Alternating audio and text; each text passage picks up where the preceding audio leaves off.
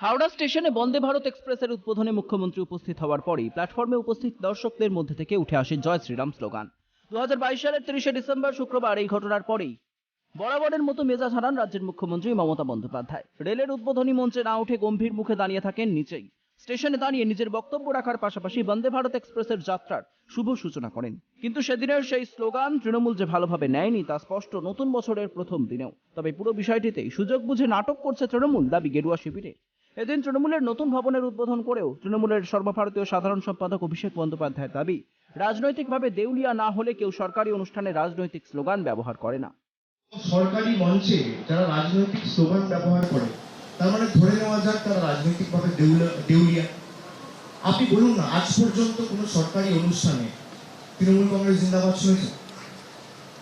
কোনো সরকারি অনুষ্ঠানে আপনার মমতা বন্দ্যোপাধ্যায় জিন্দাবাদ, তৃণমূল যুব কংগ্রেস জিন্দাবাদ এসব শুনেছেন? দলের নামে জয়ধ্বনি। শ্রীরাম বললে কিন্তু রান্নার গ্যাসের দামটা 1200 টাকা থেকে 500 টাকা হয় না। বিজেপির এটি একটি অদ্ভুত অপসংস্কৃতি, ধর্মের সঙ্গে রাজনীতিকে গুলিয়ে ফেলা উচিত নয়, মন্তব্য তৃণমূল মন্ত্রী ফিরহাদ হাকিম এবং তৃণমূল নেতা তাপস রায়। শ্রীরামের যে আদর্শ, তার জীবন ধারণ, কাউকে কষ্ট না দেওয়া, কাউকে ব্যথা না দেওয়া, বিশ্বাস অর্জন করা, এই কাজগুলোর মধ্যে দিয়ে শ্রীরামকে সম্মান জানানো যায়। রাস্তায় দাঁড়িয়ে ছ্যাবলামি করে শ্রীরামকে অপমান করা। এটা বিজেপির একটা কালচার, একটা ওরাই অদ্ভুত একটা অপসংস্কৃতির আমদানি করার চেষ্টা করছে, যার সঙ্গেই আমাদের লড়াই।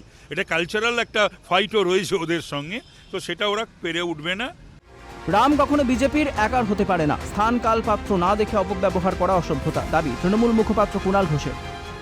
রামচন্দ্র ভগবান, রামচন্দ্রের নাম করা, রামচন্দ্রের পুজো করা তো সবাই করেন, এর সঙ্গে বিজেপির কী সম্পর্ক?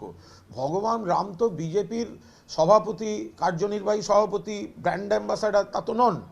কিন্তু সব কিছুর একটা স্থান কাল পাত্র তালজ্ঞান থাকে।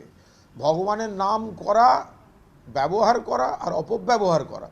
যদিও তৃণমূলের দাবি গুরুত্ব দিতে নারাজ বিজেপি। তাদের দাবি পরিকল্পিতভাবে কিছু হয়নি, কিন্তু সুযোগ বুঝে নাটক করছে তৃণমূল।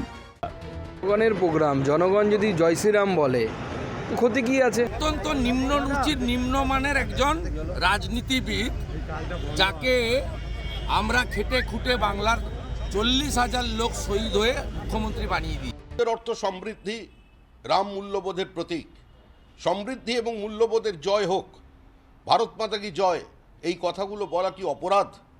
এই কথাগুলো কি অশালীন শব্দ? বিরোধিতা হয়ে তিনি অন্য বার্তা দিতে চান, কিন্তু আবার বলছেন রাম হিন্দুদের দেবতা, মুখ্যমন্ত্রী হিন্দু, তিনি তো বাড়িতে পুজো আর্চা করেন। আর সব মিলিয়ে 3 দিন কেটে যাওয়ার পরেও এখনো জয় শ্রীরাম স্লোগানের জেরে নতুন বছরের শুরুতে রাজনৈতিক টানাপোড়েন জারি দুই যুযুধান রাজনৈতিক শিবিরে। Bureau report, Calcutta news.